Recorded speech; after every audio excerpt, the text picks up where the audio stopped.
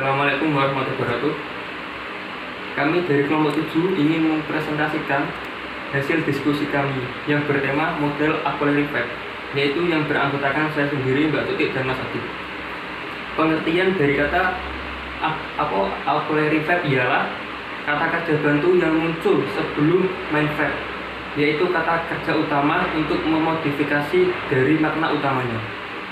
Fungsinya yaitu untuk mengekspresikan privilege, yaitu kemampuan, ataupun ability, yaitu kemampuan, sedangkan necessity, yaitu kebutuhan, dan possibility, yaitu kemungkinan. Auxiliary verb adalah kata yang ditempatkan sebelum main verb atau kata kerja utama untuk memodifikasi makna dari kata kerja tersebut.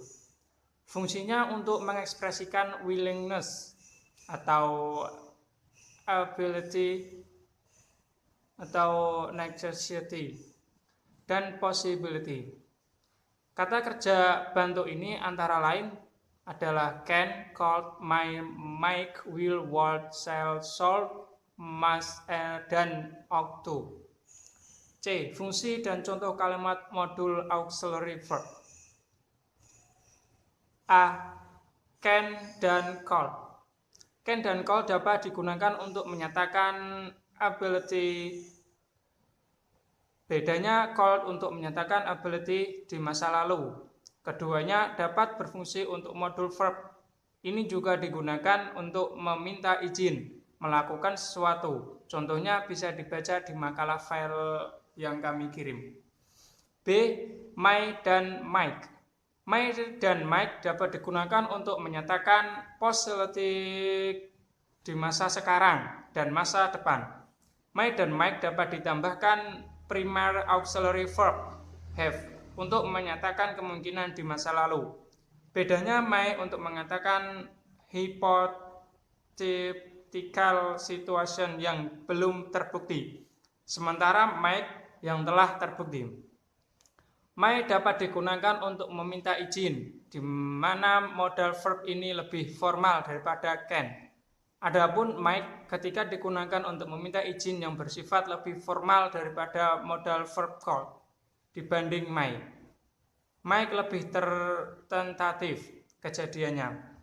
Contohnya bisa dibaca di file makalah.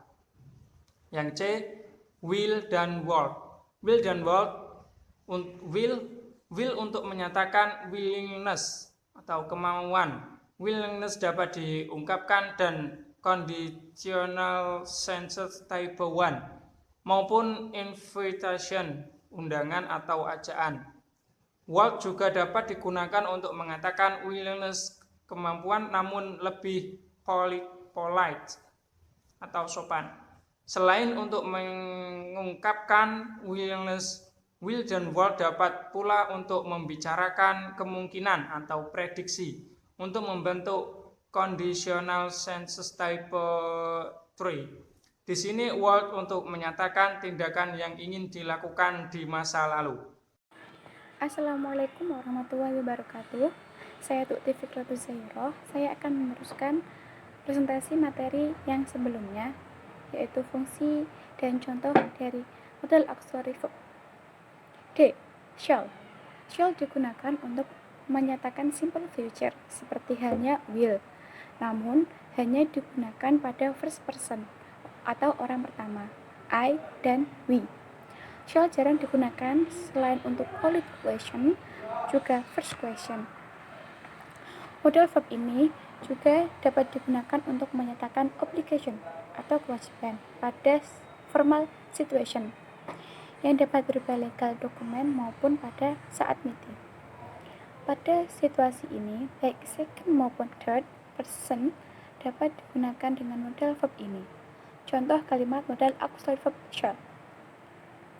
We shall overcome it someday.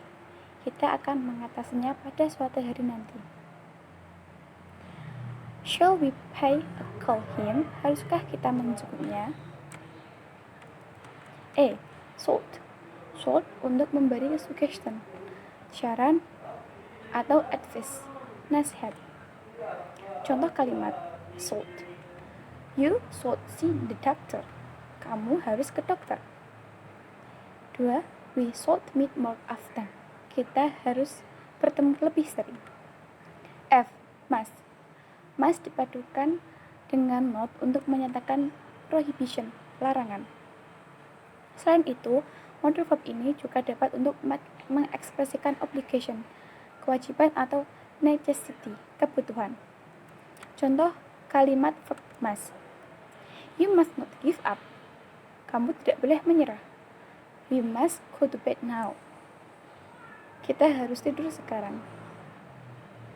Ought to digunakan untuk menyatakan apa yang benar atau tepat. Contoh kalimat verb ought to. I ought to wear high quality running shoes. Saya harus menggunakan sepatu lari berkualitas tinggi. We ought to select the best candidate for the job. Kita harus memilih kandidat terbaik untuk pekerjaan tersebut. Sekian dari presentasi kelompok kami. Maaf jika ada salah kata. Kurang lebihnya saya mohon maaf. Sekian dan terima kasih. Assalamualaikum warahmatullahi wabarakatuh.